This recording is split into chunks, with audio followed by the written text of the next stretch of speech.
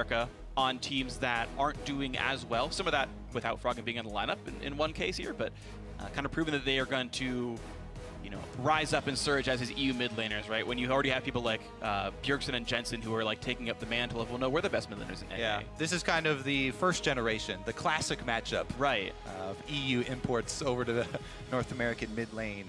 All right, off the bat, though, Braum taken out. And that's been a really big pick that's risen in the last couple of weeks pretty much across the world, because we always talk about the importance of wave clear, especially in the tower pushing game now. But wave protection is an even more rare thing to find in a champion. True. And Braum is one of the only champions that can do it. Braum walls, Yasuo win wall, and he's off the table now. So wave protection going to be very, very scarce. So that's going to be gone. Also, Zed dropped away from Alex Ich. Now, it's interesting to note, I was talking to Froggen this morning, and he's like, guess which champion I have the highest win rate on in the LCS? I played it 7 times. It's Zed. Froggen is like 6-1 on Zed, which you never would have expected, actually, based on what you know about him as a player historically. But that said, still bending away from Alex. Yeah, actually a lot of assassin bans here, and very mid-focused as well. LeBlanc and Twisted Fate off the table, going to ban those away from Froggen. Nidalee going to be the only jungler banned here. She's been so popular with pretty much all LCS junglers across the board due to her ability to snowball the early game. And with everybody going Strength of Ages on her now, even turns into a very strong skirmish mid-game oriented champion as well. Doesn't even have to be played in a poke comp. No, certainly not. Just good at fighting at all kind of points of the game. Corki is the first pick coming through here for Echo Fox. It could go to Froggen or Keith here. And it's going to be up to them to determine where they want that one to go. But Corki really not a surprising first pick here. You're seeing he's seen about 70% of games in NALCS. Yeah. That's no surprise. Really what you're looking for now is what do we take back? Because Gangplank's open. There's so many things that are open. Elise is open. Kindred.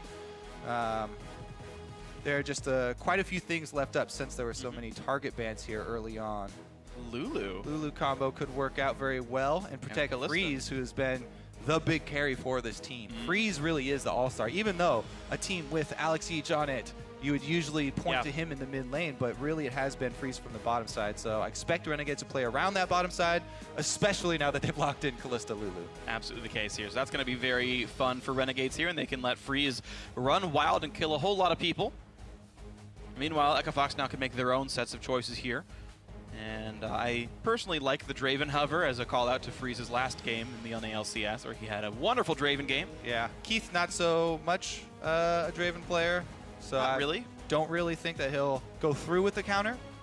But they do have options here, and as we see on the backswing, Gangplank actually going through to round 2 on the red side picks here. So a nice aggressive front line, though. Echo Fox really wanting ways to get in on this, and at least Alistair will be able to do just that. We'll see what they complement his lineup with at the very end of it here, but yeah, very strange. Also, Fiora only one as of well two junglers, but is, yeah, Fiora's up. Definitely one of the strong top laners. I mean, there still is Lissandra up as well, floating around. Can be used very effectively against her.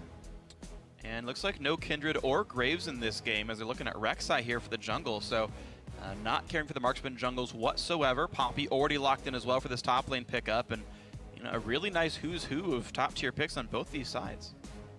Pretty good front line here locked in, yeah. Poppy technically could go support, but I definitely expect it to go to Flares in the top lane. She's found so much success in the top lane when she gets the early levels and she can get the early tankiness. Just with an item or two, Poppy really becomes a mid-game menace. And if she's going to be the front line for Kalista, probably will go top rather than having a bit weaker support. Yeah, and now we'll see what Echo Fox want to go for. They did get their one win on Lissandra for Frog, and that champion is still up, keeping with a Freljord theme for him, of course. And it was with an Elise jungle, so just finding something very aggressive and working off of him could be very successful. Yeah, could just go the sort of standard route. I guess there's about 70% mid lane Corkis nowadays and 30% around there for AD carry position. They could just give that over to Froggen, and it looks like they will, locking in 2 forms of hard engage for themselves, with Malphite having the pseudo or the Alistar having pseudo Malphite ultimate, and then actually getting the real and then getting a Malphite ultimate for a Malphite ultimate. Yeah, absolutely. Big also very excited you saw as those locks came through. He's like, yeah, all right, ready to go. I'm excited. And I do like this team. There's not a lot of burst follow-up to the engage. Corki and Caitlyn don't exactly one-shot people right away. It's not like it's Misfortune and Graves. But you know, again, a very big front line and 2 pretty long-range marksmen to back that up. Yeah, it's pretty interesting because they are kind of split here. I mean, Corki plus Elise and Caitlyn is a very good siege core, and then they have this very beefy front line. So yeah, they can just go with the same old strategy of siege up, line up the entire lane with traps, and then fire out cocoons. If somebody does step on a trap, then they'll be there for a while. Plenty of long-range poke to follow up on it as well. Renegades hovering over the Quinn. That would give them a split push option, whereas they're mostly team fight oriented right now. But now locking in the Quinn for flares definitely does give them that extra avenue to try and end out the game, and having a split push threat. The other thing with Quinn is, even in lane phase, even in mid game, the moment she disappears into Fog of War, the rest of the map kind of has to play scared because of the speed that she does get. And her ability to turn around mid and bottom lane skirmishes, if you lose track of her for just a second, is huge. Well, it does mean it's Poppy support after all, as Flares does take the Quinn top lane. The thing is, we actually saw this matchup in H2K versus Gamers 2, and the Quinn, played by Odwamna, could do nothing against the Malphite in lane, who just sat there and said, "That's cute, I have a frozen heart," and ignored the champion. Last Whisper is good against Malphite. Yeah, well, if you want to eventually buy it, but it doesn't increase your damage against all the marksmen. So, well, we'll see what this game ends up being, but the lineups have been locked in, and the players are going to be ready to go here. Echo Fox back in the mix with their full intended lineup. Renegades very recently picked up Hakuho and Flares into the roster, but this is the lineup they're going to play the rest of the season with, without any new changes we expect as well. So we'll see which team can do better and pull themselves out of the bottom of the standings. Tweet at LO Esports with the hashtag FOXWin or hashtag RENWin to let us know who you think it's going to be. But the battle of the bottom of the standings, one of these teams will move up and get off that spot, and we'll see if they can keep rising through the rest of this split here. Echo Fox versus Renegades, first game of the weekend here of North American LCS Week 5. The crowd is ready. I am ready. Let's get ourselves into the game. Who's it going to be? All right, so going over the team comps one more time here. When Fox tried to siege up and utilize the Corki, Caitlyn, and Elise, Renegades actually have a decent amount of tools with actually moving some Poppy over to support. That 4-man squad of Lulu and Poppy is pretty good disengage. Poppy ultimate as well as Lulu wave clear can hold out for quite a long time for Quinn to get some split pushing pressure. You know, and with Rek'Sai, the jungler, being locked in to be one of the only junglers that can also answer global pressure. True. And Crumbs use the ultimate. Looks like Renegade's going to try and make some cross-map plays and keep Echo Fox split up. We'll see, though, because obviously a lot does depend on the early game. Whenever Elise is on the map, you have to watch out for the very early ganks. Quinn is fairly squishy. There we go. KFO loses the shield. Flare's already getting some early damage. Hey, he's fine. That did no meaningful damage at all to KFO. Laughs it off. Yeah, literally. Echo Fox going to send their dual lane to the top side here, and they will run top laner and jungler down to the bottom jungle for what you could call a greedy start, but should not be punished. Yeah, they're going to do the blind lane swap. Nobody getting deep wards down. Both are probably going to start the Gromp. And Echo Fox are going to invade this. They could, I think they're going to go try to stop Flares and Crumbs, but their duo is going to be fine. Can they get it in time here? I think Crumbs is going to be able to save his smite. What you want to do is always save your smite for this so that you can use it to execute and you don't get it stolen away. There it is. Gets a smite. They will not get level 2 off of this. Nice Q by Keith. Steals it away. Proper play by Echo Fox. Doesn't really hurt them that much, though. We'll see now if Big can stop Crumbs and Flares. That's really nice. They give him the small P to that red buff so that Crumbs hits level 2. Yeah, he wants to be able to at least get the healing from his passive Burrow underground. There he goes. Okay. They run them off red, but that's only going to delay them a little bit. Just send Quinn down to continue the push for the lane swap, and it should pretty much even out to equal here. But look at Hakuho. He's late to the party. Big has already messed with the jungle. They've already taken 2 camps from this part of the map, and Hakuho's like, oh, yeah, they're gone, guys. They've already taken red buff. Whereas Crumbs was prevented from getting red for a very long time. All right, so a couple steps ahead here for Echo Fox. We'll see if that translates into any meaningful damage on the turret trade, because both of them are going to go for the 3rd wave. You see a nice smattering of keystones. Three of them, three Thunderlords for Renegades. Beautiful diversity there, Freak. But there's 5 different ones on Echo Fox, okay? Windspeaker's Alistair, definitely superior to Bond of Stone. For those who play Alistair, please make that choice. The most common. And Fervor is almost the go-to for every marksman not named Corky. Definitely agree. Thunderlord's still an option, but pretty much everyone preferring it. So Echo Fox actually are going to be a bit quicker on the turret take. Let's see what they decide to do with this. Because as of right now, Alistar is moving up the lane to try and catch it and bunch it up. Ooh. Oh, yeah, getting a bunch of trinkets just getting the first early ward down. But just make sure, and look at this, the red buff. Echo Fox actually 3 buff in a lane swap. I don't remember the last time I've ever seen that. So it's not a huge deal. Right? Yeah, exactly. They do get the buff. The small ones are half the experience and gold, so or just the experience. So it's not that huge of a takeaway, but just feels good. Solo gold is going over to the top laners, and KFO is able to bunch them up and have them focus that melee, so it'll push back against him. Keep track of that experience between him and Flares. Looks like he's going to have a pretty sizable advantage, maybe half a level on Flares once Flares does arrive to this lane, since they're swapping back to even here as Echo Fox in their duo bottom. This could be interesting to watch this. They're not going to be fighting just yet as Crumbs waits around, but Flares will be able to walk back into lane with potions and an extra item. If KFO wants to ever buy, I think he would have to use TP to get back into lane without missing a bunch of waves. I definitely want to check back in on that bottom lane play because Crumbs has been sitting there a while. Very patient move from Renegades, and they're going to try and cut off the long lane here with no turret. However, Hard is in the area, and all of Crumbs' patience. And he knows that was Crumbs' trinket ward. You click on it, you look at who pressed it. Every player should do that, and he knows, yep, Crumbs was bottom jungle. And of course, they saw Hakuho on the tri-brush ward, so they're going to stay safe. You can see Hard running around making sure that nothing's going wrong here. And yeah, but now he's kind of waiting around. Yeah, and he got spotted by a ward. I guess he's waiting for a counter gank here, but he had a 1-camp lead on Crumbs because Crumbs was trying to set up that play and waited around for so long. But the 1-camp lead is gone now. Crumbs has returned to farming, and Hard just showing in lane. Gets really nothing done down there. This side of the map is completely empty of camps as well. He will try and pressure at the turret here, it looks like, so maybe he'll be able to freeze some CS.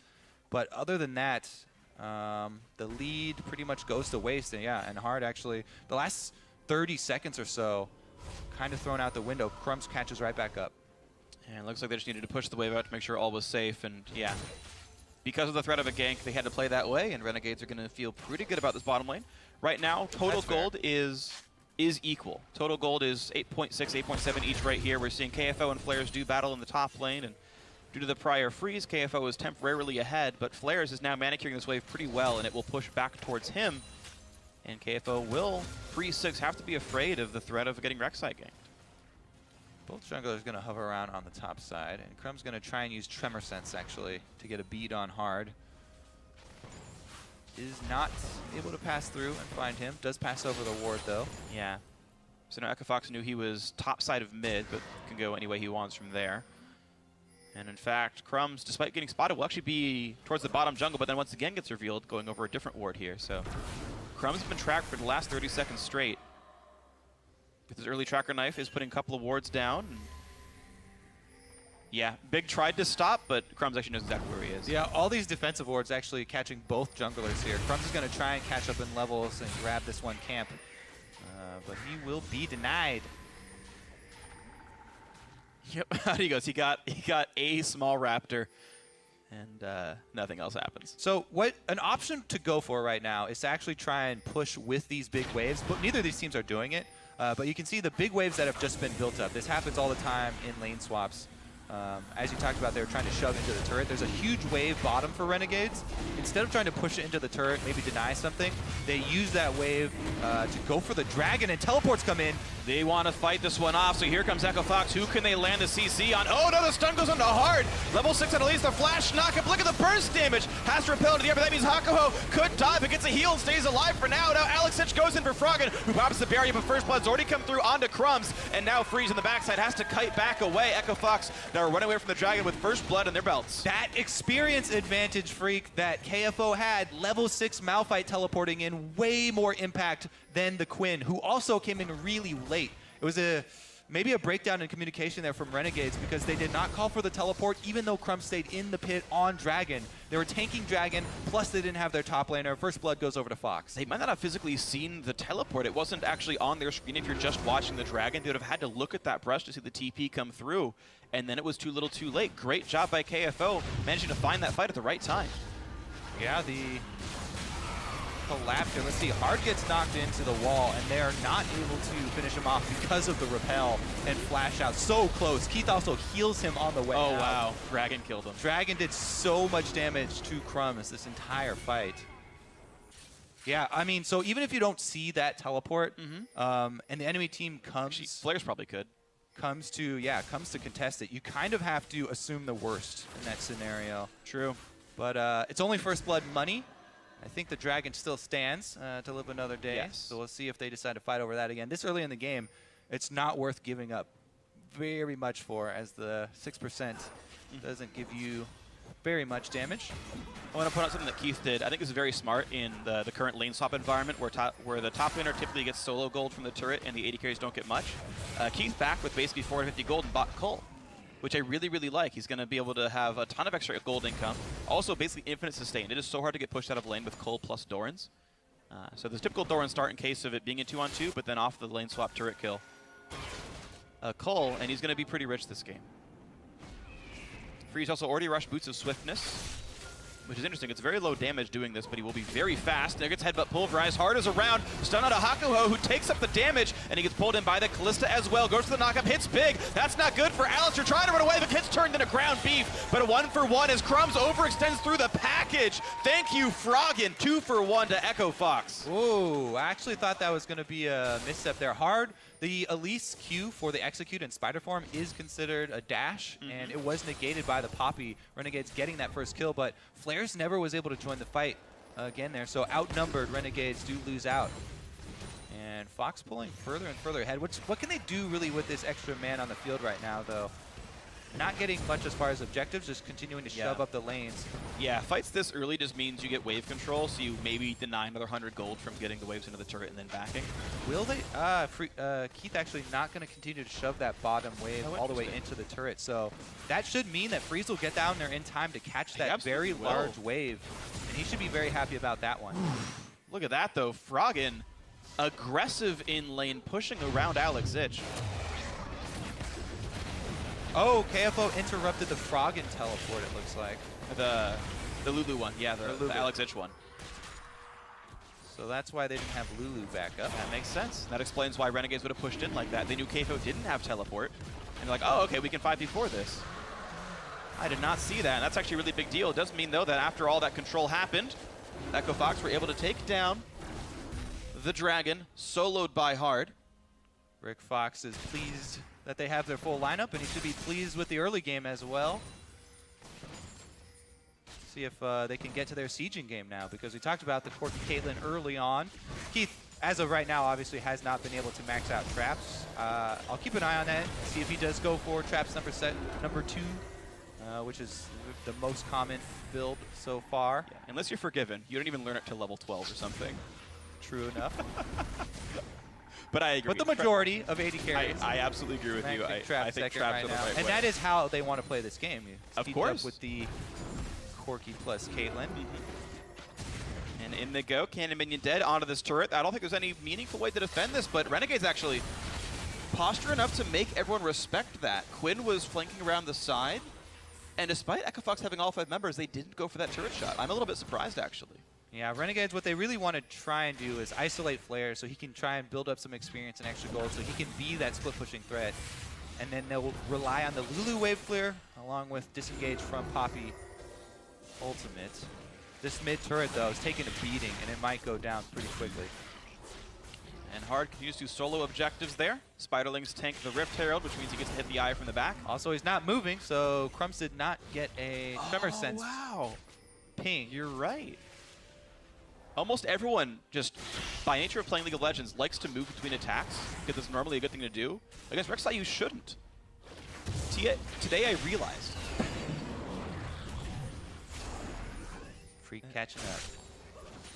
I don't play against enough Rek'Sais, I guess. Yeah, I mean, so even though there are some champions in the game that can solo Rift Herald, always prefer to have one person, even the support, just anyone who can lend an auto attack. It cuts the time in half for taking that objective. But this time around does pay off as it's just hard in the pits, doesn't have to move, and he didn't have to give up any other camps. Yeah. Able to go clear pretty effectively here, so nice pickup there for Fox, and they hold on to their 1,000 gold lead. Yeah. Up 2 turrets, a dragon, and a Rift Herald. Sorry, 2 kills, a dragon, and a Rift Herald. I correct myself. This is looking pretty good for the Echo Fox lineup. Talking with the team, they said they like either win all or lose all scrims in a day. It was like really sort of random how well they did. And today seems like a day where Echo Fox are doing well, so that's good for them. Renegades, of course, certainly not out of this game. We'll see what they can push in. Freeze, highest minion kill of any AD carry in this game. Yeah, both teams actually with only defensive vision right now too, so they'll probably be fairly cautious on both sides. Nobody really can make a move by themselves without multiple members of the enemy team showing in lane. There's a nice dodge on the cocoon there, though. Flares tries to get some deep wards on the bottom side so he can continue with the split push, but a lot of threat mid here. As we said, that mid turret is very low. Uh-oh.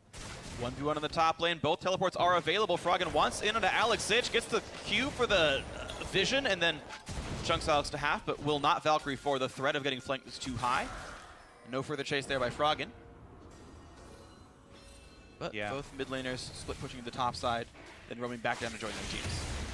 Should just be farm traded over here, as KFO has been able to shove top lane all the way in. Package respawns, so if Echo Fox want to go in for something, they can. And I feel like you leave the package in base right now until you get the last of the outer turrets. I agree. Right now, Fox really want to play the poke game, really want to siege up and grab the outer turret money. That's really where the big power spike from poke comps really does come from. The mid game, when you get the influx of gold and your outer turrets are still standing, try and use that difference to overpower your enemies. Absolutely agree. Infinity Edge and a dagger now in for Keith. So he's got some nice amount of stats. It's weird, I'm seeing every single Caitlyn will actually finish Infinity Edge first, but unless I've done the math wrong, it's actually even less efficient than it is for other AD carries to go Zeal second. Like, so would you rather go BF Sword into Zeal or BF Sword plus pickaxe into Zeal? I think it's kind of whatever you can afford. I don't think there's like a specifically one is always better. It's more just Eye Edge is inefficient without a Zeal. Yeah, the combined cost is really where that comes from. And yeah, crit damage actually has a weaker than average scaling on Caitlyn because it has diminished value for its headshot scaling. So it's actually even worse than a Brawler's Glove. Well, he does have the flat damage for getting single shots on the turret and then backing up. If he just wants to take pot shots on this bottom one. Well, even with that, Eye Edge no longer gives you bonus attack damage on combine. It's the same AD as BF Sword Pickaxe. True, yeah. It's pretty much only for the passive, which is low value if you don't have any of the crit. We'll see if Flares can actually make any use of this Quinn ultimate, because while he has been able to sort of fade back into the Fog of War quite often, he doesn't really have the lead to work with. It's not threatening enough, and Fox have been able to just group up, and as 5, they really are not threatened by the level 10 Quinn with no completed items. True, yeah. Trying to go for the next big piece of that one. Froggen actually did pick up the package, and that was to help them siege the bottom lane outer turret. It's going to time out here, though. Good choice here by Renegades to trade mid turret for bottom turret, because they will not be able to defend that outer one by themselves. And they're actually going to try and trade 2 here, just leaving Alex there for maybe 1 wave clear. Alex can't even get close enough to Glitterlance, though. That's too dangerous even for a Lulu. It's going to be an equal trade of turrets, and honestly, I got to say it's a decent thing for Renegades, to be honest, getting tier 1 and tier 2 in different lanes there. KFO was actually sitting in top lane for most of that. That's where it stops, though. Can KFO stop these backs long enough? Oh, he can. He can. Got vision. He's okay. Only a couple went back and 2 went to go defend. 4 people knocked down the inhib turret. Nicely done by Echo Fox, KFO. He doesn't even lose his life for it, or a summoner spell, or the ultimate. And the trade definitely coming out on the losing end here for Renegades. Now this is a little bit risky though, because most of Renegades backed and got to buy items. Echo Fox are staying on the map with a lot of gold in pockets. And they're trying to get package has timed out now, so they don't have that huge advantage. Over 1,000 gold per person on Echo Fox. Some are at 1,800 or more. And I don't know if they're going to get to recall. Flares as soon as Flares goes, they got to back up. And they're going to go for Crumbs. They knock it back into the team. He has to flash away. Hard's pretty endangered as well. Repels up, gets away. Hakuho channels the ulti, knocks back Keith. No bot lane AD carry for Echo Fox for a few more seconds. That means that Dragon is started. Flares has to flash away from Froggen, but Dragon's still being hit right now. That's going to be some unnecessary damage here for Renegades, though. They have to back up now. Flares lost all pressure. He teleported in, just got chunked and had to flash away. Also losing some minions up top, so Fox is going to be able to get that Dragon, number 2 stacking up. Renegades have to give away complete control of the map as Flares walks top lane to catch the wave. Echo Fox realizes this, take the Dragon, walk away. Which is actually very good for Echo Fox, because sometimes they'll stall out towards the mid game here. Once you take all the outer turrets and they're unable to press in, if you have to deal with so much wave clear like Lulu and the Poppy disengage. But now they'll be able to stack up these Dragons, and the neutral objectives also become an option for them. Pretty big tower lead as of right now, though. 2 extra for Fox. Okay, well, see what more they can get for themselves. Of course, they've knocked down the top outer turret that wasn't answered, and they got that inhib turret as part of the base trade. That's where that +2 comes from. About 3,000 ups. Got to feel pretty good for Echo Fox right here. And Sorkshoe's done on Corki. He's got, you know, all the mid-game power you could want right now in that champion. Yeah. So the Renegades are actually looking to try and turn around one of these sieges for themselves. See if they can get anyone into... They take so much poke damage every single time, though. Yeah. Flares is level 11 on the Quinn and has amassed a decent amount of CS for himself, completing Ghostblade now, so anyone without a bunch of armor, aka not Malphite or Elise, could be a possible target. They're so behind in experience, though. Yeah. I honestly find it very interesting that Flares went for Youmuu's as opposed to like Ma or something. If he's planning a split push against KFO, you get stats that would be good against Malphite, meaning percent pen or magic resist. So it speaks to me that Flares wants to try to assassinate backline against his team, against Echo Fox. Him getting able to is going to be difficult. Maybe they could 2v1 though. That helps with assassinating. Fox, KFO does have his ultimate though, so he's fine. It does burn the ulti at least, so KFO not going to miss that cooldown and has not bought any cooldown reduction in his build. So could be a window that Renegades can work around. Hard actually has to hold the top lane right now, has to catch the split push here. In fact, Renegades are now in control of the map. They've pushed in most of the waves, and they are first to invade and get some wards into this jungle. Blue trinkets and sight stones in hand. Yeah, they're trying to use the extra mobility that they do have. They want in. They want in. Echo Fox don't realize that they're right across the wall. 3-man knockup. Turned back around by Big. And look at the damage. Hakuho's already gone. And Renegades wanted that fight. But Keith assassinated by Flares. Well done to the Renegades top laner. A 1-for-1. But now Renegades have to run away. Frog is real low. Pushes and pops the barrier. Dodges the glitter lance crucially.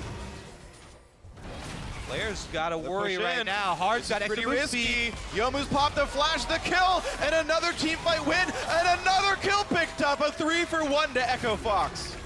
That's gonna be some extra pressure for them. Their minion wave's actually not pushed up right now. And with Lulu still on the table, I feel like Renegades can defend their turrets. Dragon's down, and it's too early to go for Baron, so even though it is a big team fight victory there, doesn't look to be much in the aftermath. All right, so Kalista ultimate used early. Teleport does come in at the right time, but Freeze is going to heal, and then Freeze's hop right here is also going to dodge Big's flash pulverize. But look at that AoE damage. Crumbs and Hakuho get annihilated as Froggen just dumps the artillery on top of them. Flares gets his assassination, and the flat armor pen does work on Keith, but the front line here, KFO with the Malphite and Hard with the extra move speed on Elise, are able to turn it around. That flash Q did not quite kill Crumbs, but that follow-up. Yep. Sticking around a little bit too long there. Yeah. Crumbs 0-3-1, honestly, as one of the 2 tanks in the team. Renegades are, of course, the tanks are dying most in team fights, unsurprisingly, but not having the best scoreline for himself here on Crumbs. Echo Fox pushing right back in, packaged up for 30 more seconds here, and I expect that to get used, or at least the threat of it should keep Renegades honest. Malphite plus Corki package is actually, decent team fight starter if you start getting ahead. Actually. Yeah. I mean, if you're Renegades, They want to try and use their, split pushing Quinn. Uh-oh. But here comes Maybe Frog. bad for Flares. Does Froggen? Oh my god, look at the damage output. It's getting a bit closer though. Never mind, he's gone. Nope, not too close. Yeah, Flares ran out of offensive tools and just tried to run away. It wasn't going to happen. Well played by Froggen. The split push kill 2, 0, and 4. Yeah, that's the problem. You want to use your split pushing threats, but you're behind at this point, and Fox also have the ability to tower dive with Alistar starting it off and Malphite plus the package. So threatening. Free's going to try and catch the knock-up. Are going to buy a little bit of time with Repel. Walks right back down, though. I think he was spamming E and jumped right back down to the ground. Shut down kill, goes through to Freeze. Good thing for Renegades. It is a pick for them. Kalista ultimate now quite a bit longer. Uh-oh. Big gets spotted. I don't know why he wanted a recall right there, but now it's in a really bad spot. Does not have flash, has nowhere to go. Easy kill to be picked up. Alex gets it, 2 for 0 to Renegades. All right, picking up kills across the map. That's definitely a good thing there for Renegades to try and get back in this. They really need to get vision while they have the extra man advantage, though. Whoa, they're starting the Desperate Baron here. I think it's a really good idea, honestly. You saw how far away people were right has now. ulti. And they have Froggen without package. Baron down to 6,000 health. This is the fight that matters. Neither of the dead members have teleport. They have to walk to get back here. That'll take 15 seconds or more. Baron is not dying fast, though. No Kalista ult, remember. Just buying so much time, and there's not even Kalista hitting it. They walk away cleanly. Pink ward killed away. Yeah, that's picked up for Baron. It's such a risky move when there's the impact of a mid-game Malphite ultimate, and KFO is beefy enough that he can actually go in there and make sure your team tanks Baron during the knockup duration. So it's a very risky play. I think it may have. I mean, obviously the safer play is to just try and use that time to set up vision. Yeah. But Renegades try and go for it to jump back into this game. It does backfire a little bit. Top lane adder might have been a target, but didn't happen. Mid lane tier 2 goes down. Echo Fox doing a good job of capitalizing off of Renegades taking a lot of damage due to that Baron attempt. Dragon's on the field as well. It's easy to walk back to and pick up Dragon number 3. And that's likely what happens here for Echo Fox. Yeah, they should be able to continue stacking really easily. There's no vision for Renegades, and Renegades, this squad cannot face check into a 5-man Fox lineup. Crumbs is going to go look for it, though. Ooh, big in the brush. It's going to keep the team from walking into anything. Oh, the flash knockup, big, but he was onto a trap. Somehow couldn't get back around, but there's the kill on the Dragon. The engage comes in from KFO, doesn't find any kills just yet. Yeah. I don't know what kept Big from walking. It wasn't a Caitlyn trap. It's on his team. But just didn't get the knock in. Yeah, I mean, it's not the worst there. I mean, there was a little bit of miscommunication. They probably could have grabbed a kill, but they got the Dragon. That's what they wanted. Number 3 stacking for Echo Fox. Renegades are able to trade top turret. At least get a consolation prize there for themselves. Yeah. Okay, so 4 turrets to 6. Renegades have answered some of this back a little bit, but 3 Dragons to nothing feels pretty good here. You know, you got the early sieging, you got the turrets. Yeah, literally, that's a Dragon control. Echo Fox endgame plan, just group. Yeah.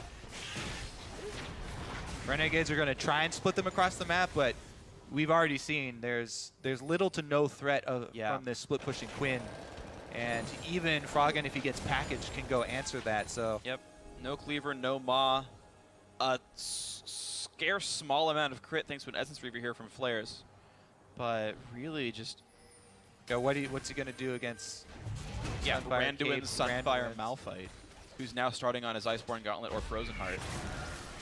And with the teleport up for Echo Fox, they can just pull that 4-1 and try and push up into Renegade's territory. Okay, well, here comes the push towards the mid lane. Right now, Echo Fox are giving away control of the top lane. Alex Ich split push with impunity with teleport. So on a bit of a timer here are Echo Fox. And they are not sending anyone up. In fact, they've already brought Malphite up as well without pushing the wave in. They're going for the 5-man push towards the inhib turret and imposing their will on this game. Yeah, Flares does not have teleport, so Renegades opting to have him split push means that they're going to concede this turret.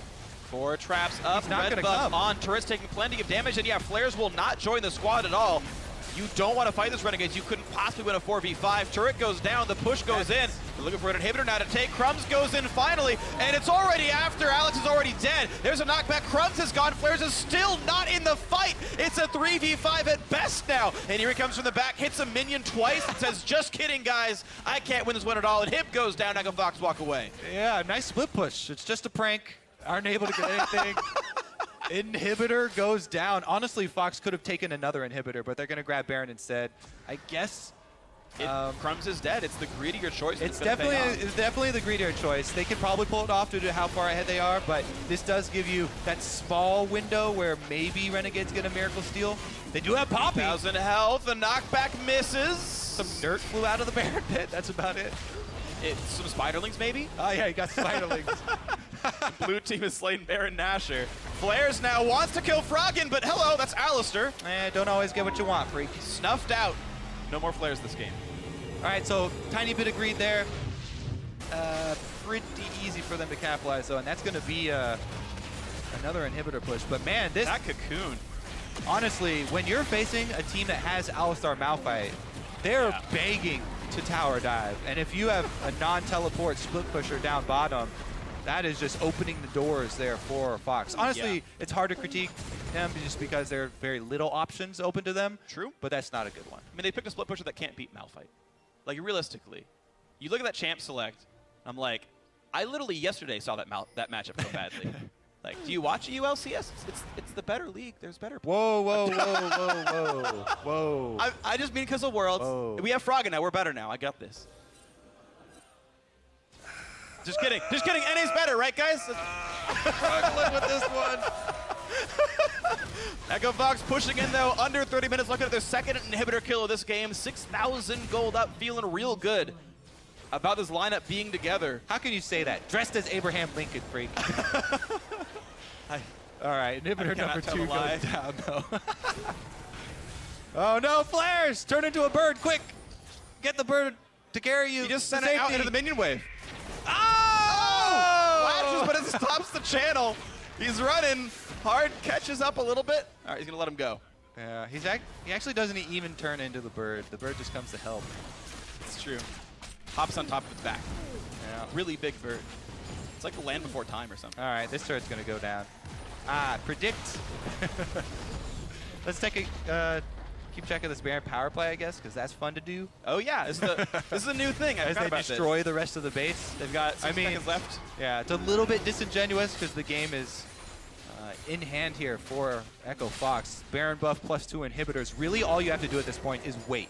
If you keep presence at the enemy base, minions will do so much work for you. Oh, jeez. Okay, Froggen will also do work for you. Yeah, Froggen's doing a lot of work, honestly. Okay, knockback onto 1. That's an Alistair gone. Got more than spiderlings that time. Turret goes down. Flares hits a trap on his way in. 1 hit from Dead, has to run away. And a nice tackle there by Poppy. The knock-up onto Keith. And it's a lot of damage thanks to Crumbs, but there's just not enough to be dealt. There's the rampage for Froggen. The knock-up from Big. 2 kills picked up. Looking for 3 inhibs and maybe the game right now. Oh, no one actually blocks the shot, but that's going to be okay. All inhibs are dead. Flares can't do much else. Here comes the last push into the Nexus turrets. Turret number 1 going down. Plenty of fantasy points for Echo Fox team right here. 11 turrets, 3 dragons, a Baron. Another push in for the win. They're going to get it in 31 minutes and 20 seconds and change. Echo Fox get their second win against Renegades. Froggen back in, and the victory screen pops again. Congratulations there to Echo Fox. And Renegades continue to struggle despite whatever roster swaps they can come up with. Yeah. Not really able to make it fit. Froggen, most damage in the game by far, 27,000. Mid lane Corki, most damage in the game. Not surprising. He did play very well, though. Played super well. Highest CS in the game. He had 70 more than his AD carry. Highest co-participation, 11 of 12. 0 deaths. He beat up every single solo laner he could find. Froggen did absolutely amazingly in that game. He played very, very well. Echo Fox were in control the whole time. And this is their 3rd game on stage with this lineup. And it's 2-1. Yeah, that's got to feel good for them. You know, after everything they've Yeah. Tried to overcome early on in the season. It's a new half of the season after today, though. Their wins were against Sub-Squad Impulse back in week 1 when the Koreans weren't over, and against Renegades here in week 5. And now comes the hard part. Tomorrow they face Energy. Energy, look, you do well against those guys, that means you're here for real, and that's going to be something to watch for Echo Fox fans. Yep. Speaking of Energy, coming up next versus CLG. Battle of some of those number 2 teams that we have in North America. Break another one of these ties. As of right now, Echo Fox have just broken their tie with Renegades and move up to number 9. And it's got to be rough for Renegades here. Some of it is they suffered some roster changes. Yeah. You know, Remy stepping down hurts the synergy. She wasn't satisfied, I believe, with her performance on stage. Hakuho being pulled up, and they've got to gel with him, and that can take time. To my knowledge, the switch up of flares in for RF was intentional. It was they wanted an upgrade in this top lane, but this flares game wasn't as good as the last one, right? No. Previously, he played that Rise. It was like, all right, yeah, you started out 2-0. This is pretty solid, but here he picks Quinn into Malphite and has no impact kind of the entire game, and that's not a good start to your season with a new team. Yeah, it's not looking great. No, not looking great for this squad.